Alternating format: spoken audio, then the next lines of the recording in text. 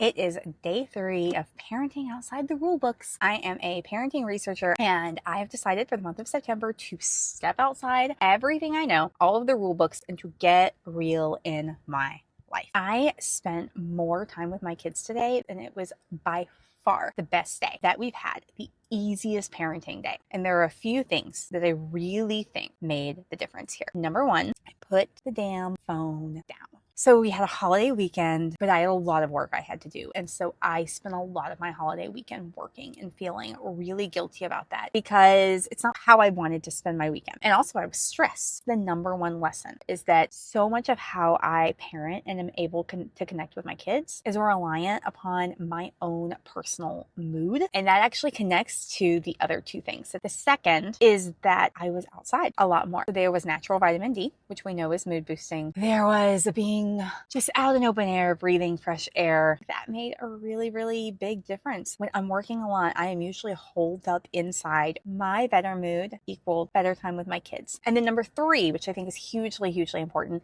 is that I spent time with friends. I got to sit by the pool with one of them. I got to have lunch with one of them. The kids were there for both of those things, but I still got adult time and I got to have conversations that I wouldn't have gotten to have. One of the friends who we were with while Brandon was napping, we took Jack and her two to the pool, and her kids said, "Hey, did you bring snacks?" They're older, they're Jack's age and older. And she said, "No, whose job is it to bring snacks?" And they were like, "It's ours." And we got to sort of parse through how we feel about it. I wasn't saying, "Oh, that's FAFO parenting where, you let your kids suffer the natural consequences of not packing their own snacks."